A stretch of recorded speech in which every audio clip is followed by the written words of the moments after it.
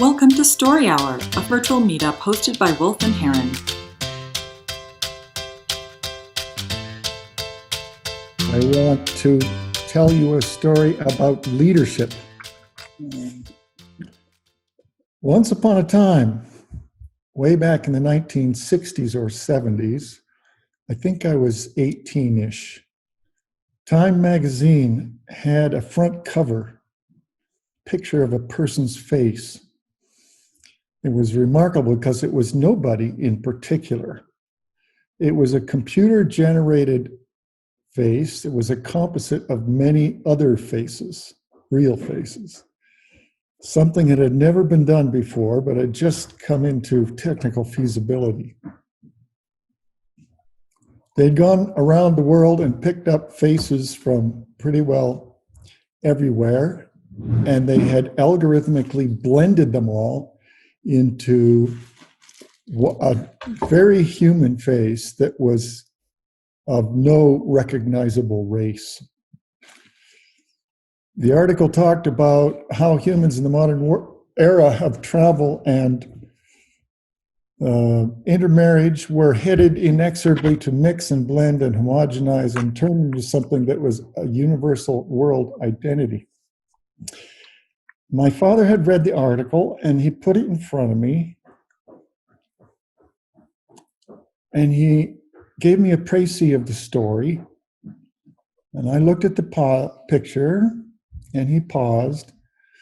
And then he said something that I thought was quite uncalled for.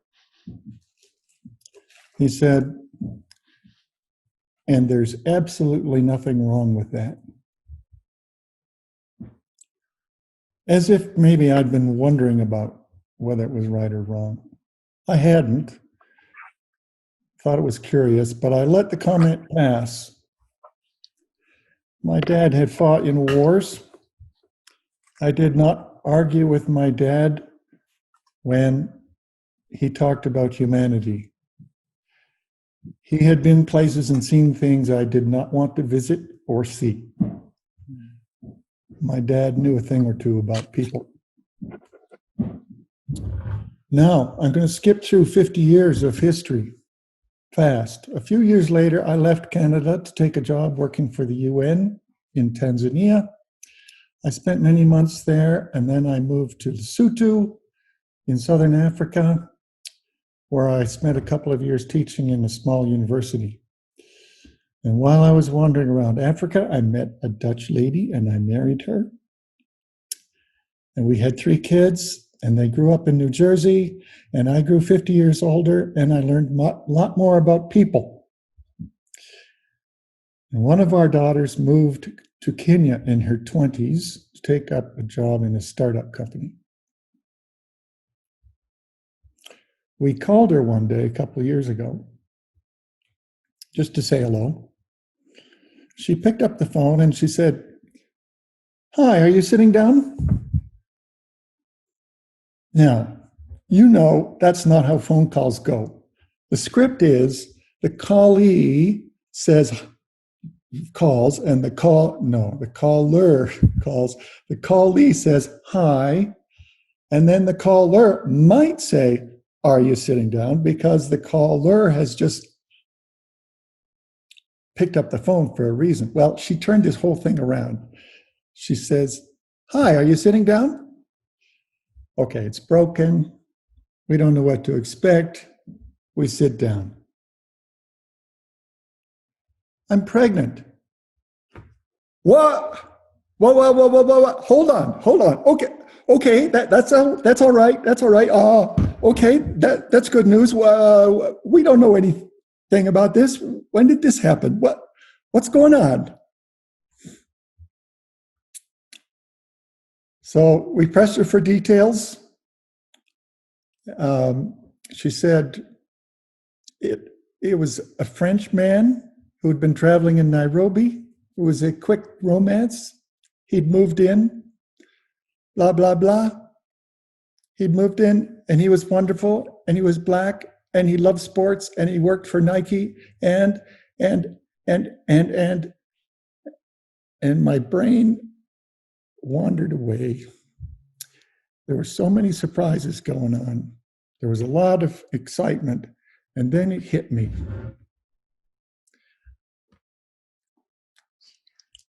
I was going to have a brown grandchild.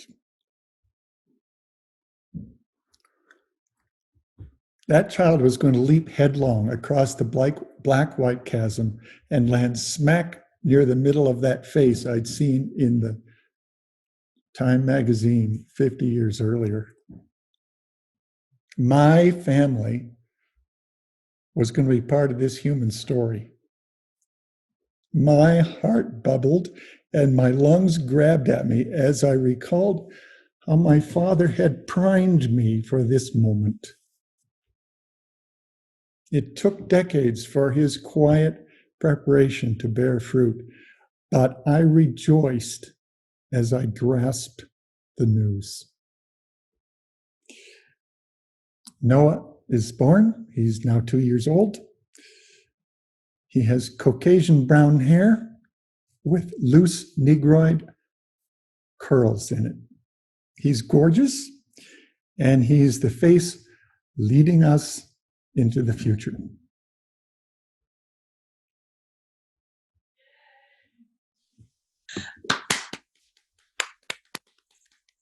Thank you for sharing your story. Beautiful. I'll actually, Stephen, because you've been here before, I'm curious, is there anything in particular you would like feedback on? I should have asked that before you shared. Not in particular. I'm reading a book about storytelling, and I'm open to all kinds of feedback. This is a great topic. Okay.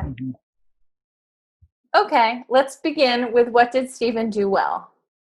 Always, what did he do well first? Milo. I think that was one of the best stories we've heard here, so it's going to be hard to provide any type of criticism. I think it's both topical and concise and intimate. It draws us in. It makes you very vulnerable because it kind of reveals that, even though you welcomed us with open arms, it was certainly not something that you went and planned. I know the daughter that is responsible for this, so I also know that she's been a full box of surprises her entire life. But it's an incredible story. It's certainly one that is appropriate for the time as well. So it's I really commend you on being able to put that together and express it in the way that you did. So everything about it was, the pacing, the emotion, the language, the way that you said it. I noticed that it looked like you were reading, but it didn't sound like it. So when I looked away from your video, I was like, yeah, he's telling this from the heart. So, it's hard to provide criticism at this point. You. Did I see one other hand before Stephanie? Pablo. Can I go? Okay. Yes, please. I just feel that was a very emotional, very genuine story. I'm actually grateful that like Milo said, it makes us vulnerable and makes us want us to be vulnerable. So I think it was a lovely, very poetic way of sharing that. That was beautiful. Thank you. Thank you, Pablo. Stephanie, did I see your hand? I really liked the fact that you brought in this moment from when you were 18 and the interaction that you had with your father, and then the way that you kind of like skipped ahead 50 years. And then kind of bookended your story with that moment again. It was a nice way to show not only the evolution of yourself, but also the evolution of the world and a lot of different things that were, the context became a lot broader than just this one moment and this one kid and this one story. And that, and I found that to be really effective. Yeah, I thought I was the first story I heard you tell was the one about climate change. And it was like, Yeah. You kind of went down the line like, okay, here you go. Like, this is what we got to do. And this one, you could just tell it was like, nah, this actually meant something to you. Like the other stuff, means something to you, but this actually really did mean something to you. And that was the best part about it. And you were able to pause, and using the pauses, it's very effective. And silence can be a huge asset. And you did really well in that sense. It was nice. Whether that was from emotional, like having to hold back or not, who knows, but still is very powerful. Great. Let's see. Can we come up with 1 or 2 things that Stephen could experiment with for next time? Stephanie. I would just start by saying the total time was 6 minutes and 22 seconds. So you were a minute and a half too long. And it makes me sit here and question what would be worth cutting. And I think you can probably tighten the whole phone call little vignette, just because that did end up taking like 45 seconds. That probably doesn't need to, because it's not really on your theme. But I open it up to the rest of y'all to also identify additional things that could be cut, since it is a little bit long. Well, I'll pop in because it's related to what you were going to say, and then Bart, I'll turn it over to you after. But I think that what I noticed is that when you got to the phone call was when you were the most dynamic from a delivery perspective. It's true. I think because you were in your head, and you were taking us into your head and what you're feeling. And so I actually don't know, is like 5 minutes the perfect amount of time for a story that's made up? That's totally arbitrary. But what I did notice is that brought me in more. And you might think about how, if you want to keep it that way, how can you be more dynamic at the beginning? Because you are having a conversation with your dad. And so that could have more elements of variation in tone and pitch and things like that, so that it feels like it's faster in a way than it is, versus getting through what it felt like maybe it was half the story, where it was pretty even tone, and then it was like very, very dynamically interesting. So that's also just another thing to think about. Okay, Bart. Yeah, I would have liked, the only thing I thought of in the beginning was it would have been great to have like a description of your father and your relationship with your father before the statement, to like set up the statement.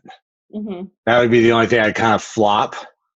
And then the phone conversation thing, you could just be it'd be a simple, like, who does that? Who answers the phone? Oh, hey, bud. Who answers the phone? Who answers the phone like that? That's the person who calls does that. Just a real simple, way to just zip through that. Mm-hmm. But yeah, other than that, I thought it was well laid out.